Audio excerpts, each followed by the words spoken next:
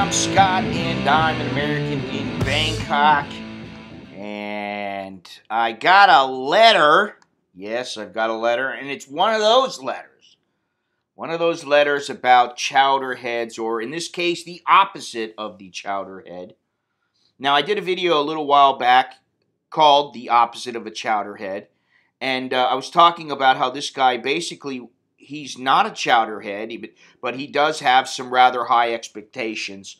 And I think some of them he was dead on about, and some of them I think he was a bit off. But, whatever a guy wants, as long as he's happy, that's all that counts. So this is going to be two parts.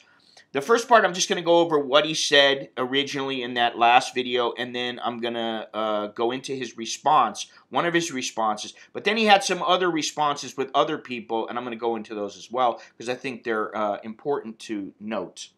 So he wrote me before, and he said, first of all, thank you, Scott, for your patience in dealing with chowderheads. I want to say, listen to Scott. Every word is worth its weight in gold. I had lived in Thailand for 2 years now. That's what I can say about Scott. Here's my recommendation for his audience. Know exactly what you need from the girl. Have a plan on how you want to organize your life. Okay, I agree with all that. Here's what I want. I am 46 years old. I don't want to get married. Don't want to have a kid. Now, you see, originally when we first talked, I was under the impression that he did want a girlfriend. I didn't think he wanted to get married, but he thought he wanted somebody that was there by his side all the time. And if you know anything about Thai women, you know that if you want a decent Thai woman to have a life with, then they're probably going to want to get married, and they're probably going to want to have kids. Not all of them, but some of them. I want to find a younger woman who gives me lots of great sex, cooks, cleans, and smiles to me every day. Here is what I can get in Thailand to fulfill my wishes. A single mother, 1 to 2 kids, 25 to 30 years old. Her kids live with her parents. She works somewhere in Bangkok, has a normal job, and sends most of her money back home to take care of her elders and her kids. I will need to pay her about 30,000 baht a month to stay with me and take care of me. She will cheat on me. It's a given, and I am perfectly okay with these terms. Now, I don't necessarily agree with everything, like, well, I'm going to have to pay her, and she should have a normal job, and all these kind of things. Basically, what he wants a chick at his beck and call. I mean, he just wants a chick who's there for him whenever he wants, and she's going to do whatever he says. So, in my opinion, it's best if he just got a whore. I mean, it's like, hey, honey, this is the way that it's going to be. If you like it, you're on the payroll. Or he just gets some chick who, maybe he's right, she has a kid or 2 kids, and she needs that money for them to survive. And, she's just in a position where she goes, okay, I'll do it. So anyway, we did that video, and I don't have a problem with it. I don't really have a problem. I understand exactly what he wants now, even more so than before. So he wrote back and he said, thanks so much, Scott, for doing this video. Here's my understanding of what makes a Thai woman tick and why I cannot fully satisfy them. Here is the list, and I will prioritize. Social status, class of a suitor and his family. For a foreigner, it's lots of money. I refuse to dress her up in gold so she can show off the wealth to tone down the stigma that is attached to being with the foreigner. Well, I can tell you that there's a lot of Thai women who don't want to wear gold. They don't want to because they know it makes them look like some chick from Isan or some whore, and they are trying exactly to do that. They are from a lower class set, and they're trying to make themselves look like they have more money so that they can look like they are a little higher so than they might look like. How he looks and smells, that's a priority. I am more or less okay there. Well, yeah, I think I tend to not smell. I'm not one of these guys who gets smelly real easy. Even when I'm out and sweating my ass off, I don't. Now, if I don't take a shower for 2 or 3 days, which happens every once in a great while, especially when I'm out traveling, yeah, maybe I get a little funky then, but, I'm lucky that way. His ability to not lose face for himself and her. I don't give a damn about Thai face. Well, I can understand not wanting to give a damn about Thai face, but you're in their culture. You're living in their culture. So you may not give a damn about it, but you need to accept that it is a part of society. Now, it's sometimes, yes, it is complete horseshit. Sometimes it's an excuse, but sometimes it's not, you know. And it could be something very minor that really doesn't make a difference, but they don't want to lose face. And I think sometimes that gets in their way, but whatever. His ability to give her Sanook fun, good time. Limited wanting on my part. Been there, done that, partied out. Okay, well, I understand that. I'm partied out as well. But there are other ways that you can have a good time with your girl, and it doesn't always have to be because you're out getting shit-faced or you're out partying, in some club and dancing all night. His ability to be faithful to her. I don't want to limit myself there. One thing I will do for her is trying to do it discreetly. Well, most Thai women who are not in it just for the money, they do not like the thought of their man cheating on them. Now, if the man is going to cheat on them, then they need to do it discreetly so as to not make them lose face. You don't want them, if you're living in a place, let's say that you're living in an apartment and you're bringing home a whore every night, and then your girl comes in and she's a good girl, guess what? She looks like a whore too. And then if she finds out from the security guard or the staff or something, oh, he's got a different girl up here, 2-3 times a day. They don't tend to like that very much. And finally, my luck of Thainess. I am not Thai. I will never be. Okay, you see, I look at that as a plus. I'm not Thai. I never will be. But I do appreciate many aspects of Thai society. And I think if you're here for a while, you will understand that there are some great things about Thai society. I do like the whole Mipe and Rye attitude. I like that kind of thing. I like the fact that they give respect to their elders. I like the fact that the family is very important. I don't particularly like the fact that it's so important that some women feel the need to go out and go work in Pattaya to take care of their family, or they're not good enough. I don't like that kind of thing. But there are families out there who they would never want to send their woman out there, their daughter out there to Pattaya and have her work. They'd rather that she got a decent job, a more mainstream job. So whatever. As you can see, I am far from perfect for her. That is why I pay. Okay. But see, I was under the impression he didn't want to pay. If you want to pay, it's very simple. You make a deal. It's kind of like if you have a Mia Noi, or if you have a chick who's a gig, you make sure that generally from what I've been told and what I've found out in my own life,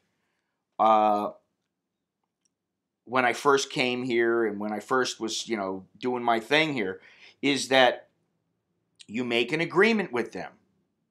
And if they don't stick to the agreement, they're out the door. And you make sure that they know that. But in order for them to, understand and for you to believe that everything is copacetic, a lot of times what you do, you take them on a little shopping spree. And I'm not talking about a huge amount of money. I'm talking about, you buy them a few clothes, and you say, okay, now you're good for, and here's a little cash. Now you're good for the next 2 weeks or something. And in 2 weeks, I'll put this much in your bank account. What do you think these old guys are doing with the women? I see this happen all the time. I see it in the mall every once in a while. You see some old guy walking around with some young girl. She's not his daughter. And what do you think they're together for? You think it's because he loves her so much? No. It's because dude is coughing up the cash, and he takes her out once in a while. He takes her out to Fuji. He takes her out for a coffee. normal things that a normal girl would do. And, it gives her some spending money. Make sure she can pay her rent, buy her makeup, and stuff like that. So you make a business deal.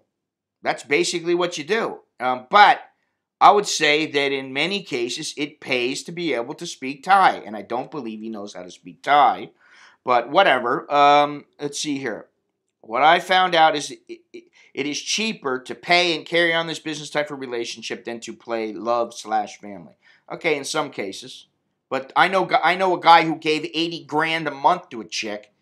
And what's going on with my air conditioner? Oh, I hit something. I got to keep this thing on from early morning or it won't work very well until I can get the guy to come out here, which I think he's coming this week. Okay. Yeah, it's got to be a business relationship. But, like I said, I know this guy who, he had a chick he was paying 80 grand a month. Now, she was attractive. She had a nice body. She's a little scrawny.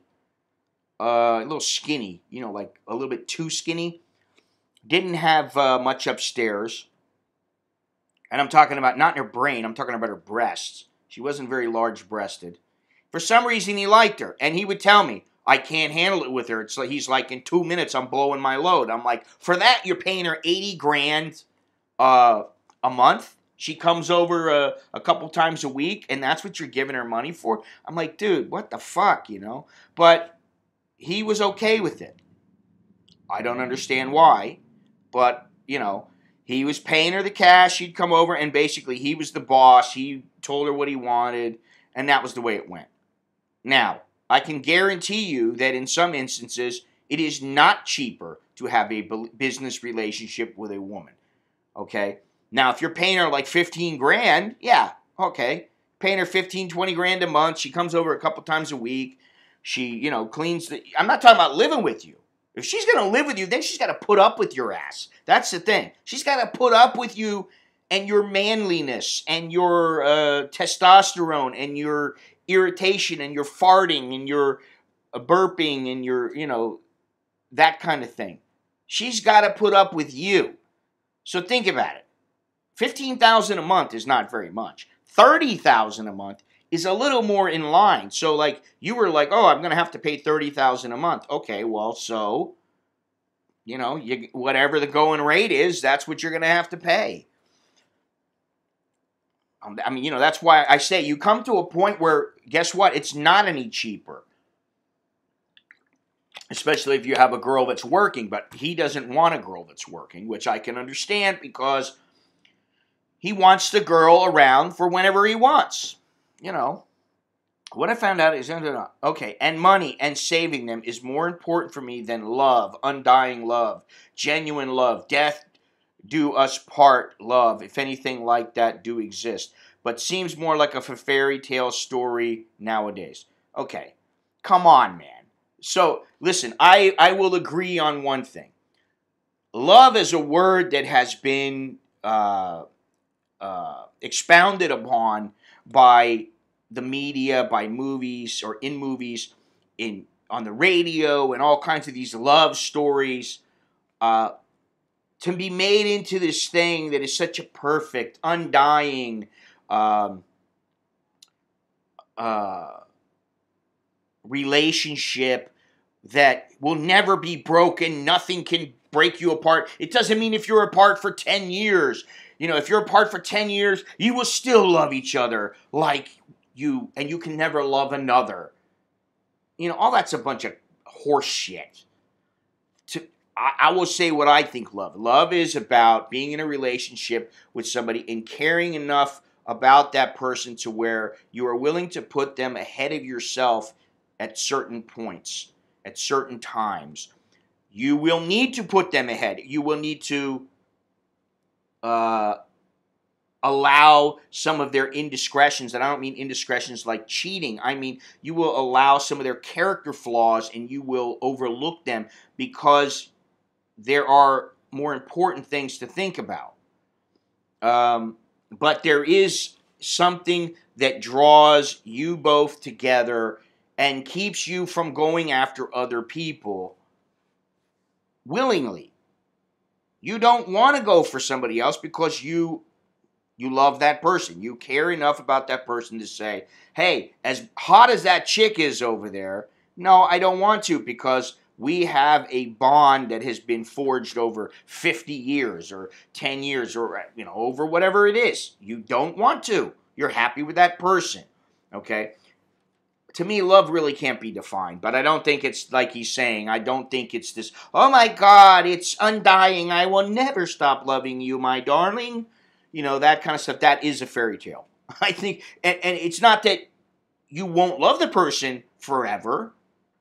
It's that to preach these things, to state these things, that's what love is. He's tall, dark, and handsome, and he'll do anything for me. He would take a bullet for me. He'll die for me. All because he loves me so much. And with a woman's like, what's she going to do for him? She's going to cook and clean for him? Or she's going to work the farm? I mean, sometimes it doesn't always equate. And if you truly think about it, I don't know. I don't buy the whole fairy tale love kind of love and relationships. And so I agree with him in that sense.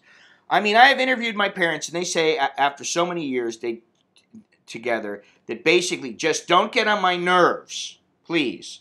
That is what they want from each other. Well, I can agree with that also, because there will be times that my wife is in a bad mood for some reason, whether she's stressed out about work, whether she's got something she's got to take care of, and she doesn't want to, and she's a little irritable, and she'll just tell me, just give me a little space. I'm like, okay, Now sometimes I'm like, hey, we ain't got no time to give you any space. You gotta think on this. You gotta deal with it right now. You have no time. Sorry, but most of the time it's like, all right, you know what? I just leave her alone.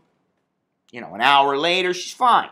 They told me there is no forever love. It's an attachment, financial security, playing a good role model for the kids, and scared of being alone, scared of the change. That's why they stayed together. Now, I got to say, I don't believe that those are the only reasons that people stay together. Sometimes people genuinely enjoy being around each other. They genuinely enjoy having sex with one another. They genuinely enjoy the process of growing old with each other. Okay? I don't know what else to say, but I would say that that's kind of that there's more to it than just financial security. In some relationships, definitely, it's only financial security, nothing more. When some chick, whether she's Thai or whatever, tells you, I don't care if you screw other women. Now, I'm not talking about the open kind of relationship where it's like, we can all have sex with one another and we'll just love each other, but you know what? You're my one guy because I love you so much. I'm not talking about that kind of thing. I'm talking about, I'm talking about something a little bit different. Okay? But if I got money, I can always find pseudo-love and lots of sex in poor countries. Yeah, but see, that is true. Yes, you can find it in poor countries because you got people who need money. They want a better way. They want to do the George Jefferson and move it on up. Okay? They want to move it on up. You can't fault them for that.